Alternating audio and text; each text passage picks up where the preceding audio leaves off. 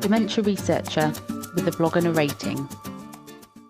The value of academic travel and face-to-face networking. It's only taken 2.5 years to finally go out to Australia as part of my Wellcome Trust funding. There was a time where I thought it would never happen, but I'm so pleased it was finally possible to connect in real life with some researchers I've worked with remotely on routine data and dementia care, and to meet a great number of brilliant minds over there. In an age of COVID-19 and since, travel and face-to-face meetings and events are a rarity. We've all had to adapt to stay connected remotely during the pandemic, and this way of working has remained for the large part. This makes, of course, sense, as it's so much easier to have meetings and quickly discuss things with people within your country, at your university, or on the other side of the globe remotely.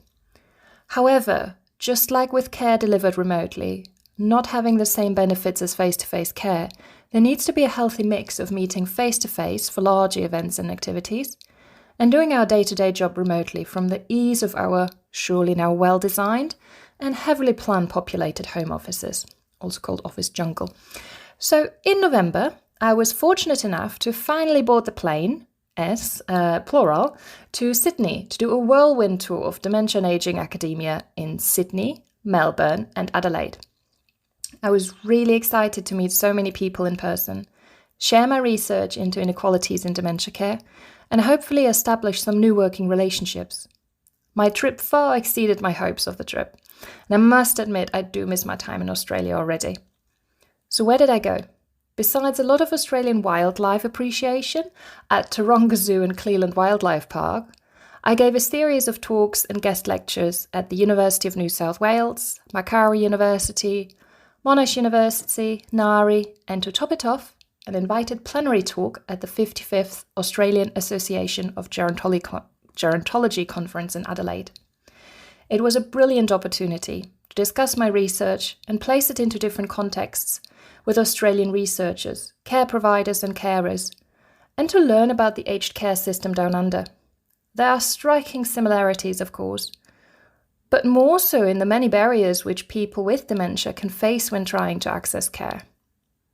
I've also learned about Aboriginal aged and dementia care, learned more about moving pictures, and had so many interesting discussions over lunch, dinner, teas, and other sources of food and drink that I'm still processing all of those. Thanks to my visit, I'm setting up new collaborations to apply for joint grant applications and compare the UK with the Australian dementia care system, and apply for routine data together as well. Thanks to meeting in person, I've learned a great deal and was able to reflect on different care practices, contexts, and experiences.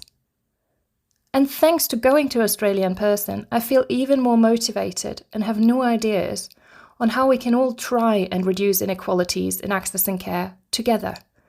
Oh, and I do think a few more people have become aware of our Liverpool dementia research as a very nice side bonus. But all of this would most certainly not have been possible by conducting a few Zoom meetings and emails. That's why research needs to be international and collaborative, involving strategic face-to-face visits, meetings and activities. I feel encouraged to have met so many passionate people in the field, and I'm really looking forward to expanding and solidifying the link between Liverpool and Australia. For now, that means grant writing, data applications, and a brand new The Aging Scientist podcast on Australian dementia and aged care. In the medium term, that means me hopefully going back next year to build on Trip 1. Thank you for listening. Join the Dementia Research bloggers and share your own views.